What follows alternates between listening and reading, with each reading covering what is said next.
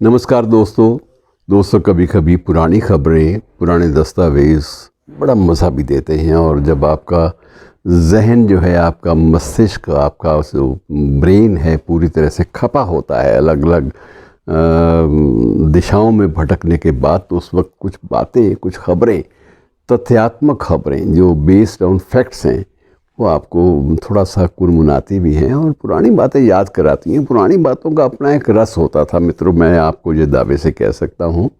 और इसमें मैं आज जो ज़िक्र कर रहा हूँ, आजकल अक्सर पुलिस और एफआईआर, ये दो चीज़ें और उसके साथ ही जुड़ गई है ईडी और सीबीआई और बहुत सारी और चीज़ें, दीगर चीज़ें।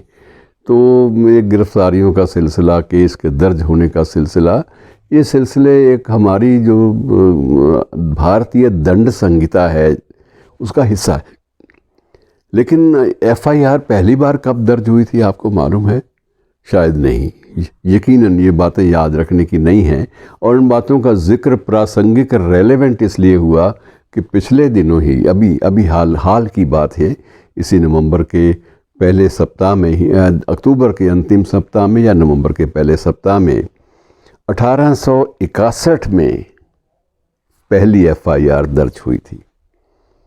1861 यानी आज से लगभग 162 साल पहले वो दर्ज हुई थी। और वो क्या था मामला? 3 रुपये 40 पैसे की चोरी का मामला था।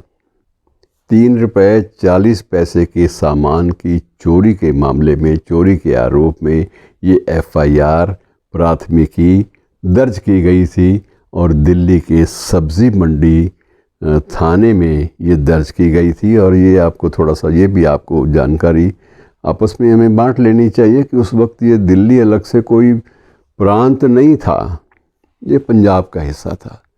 और पंजाब का जो डायरेक्टर जनरल या आईजी, जो भी उस वक्त आईजी सबसे बड़ा अफसर होता था पुलिस का, तो आईजी या कानून व्यवस्था के अन्य जो शासक लोग थे, उन्हीं के अंडर आता था ये।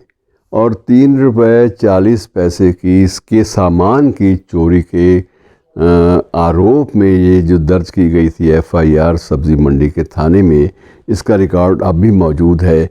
और अब 162 साल बाद सब्ज़ी मंडी के उस थाने में, जिसमें इस समय 90 मुलाजिम काम करते हैं, इस समय भी 90 पुलिसकर्मी हैं, उन लोगों ने बाकायदा केक काटा, एफआईआर का केक, कि एफआईआर पहले कब दर्ज हुई थी। इस बात का भी जश्न मनाया गया ताकि ये कानून व्यवस्था में लोगों का बहाल और पुरानी बातों को याद करने का एक बहाना होता है।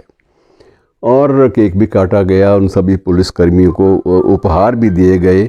और सारा कुछ करने के बाद मित्रों, जो सबसे दिलचस्प बात ये थी कि उपहार देने के बाद सबको बाकायदा एक प्रिंटेड परफॉर्मा भी दिया गया कि इसमें आप अपनी ज़िंदगी में एफआईआर के बारे में जो भी जानकारियाँ, किसी भी एफआईआर के बारे में वो दर्ज करें, ताकि आने वाले वक्त में वो भी हमारे इतिहास का हिस्सा बन सकें।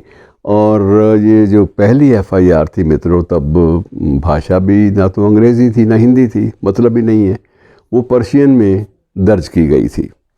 और पर्शियन का उसको ठीक ढंग से आज पढ़ना भी मुमकिन नहीं है, और आज उसके बीच में से गुज़रना भी, क्योंकि पढ़ने वाले, एक तो कहावत थी कि पढ़े फ़ारसी बेचे तेल, ये देखो किस्मत के खेल, कि फ़ारसी पढ़े लिखे बंदे को ये माना जाता था कि अगर ये कोई नीचे दर्जे का काम करता है तो ये एक बड़ी अजीब सी और दुख वाली बात होगी।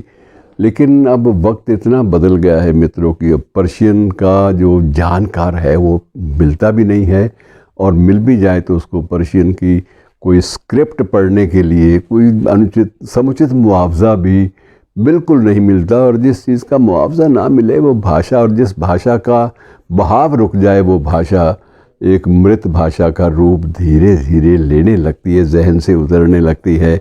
बहरहाल ये रिकॉर्ड जो है ये जहन से नहीं उतरते, अब उसको दस्तावेज़ीकरण हुआ है, डिजिटलाइजेशन हुआ है उस पहली एफआईआर का, 3 रुपये 40 पैसे की चोरी वाली एफआईआर का, और उसको सेलिब्रेट किया गया है।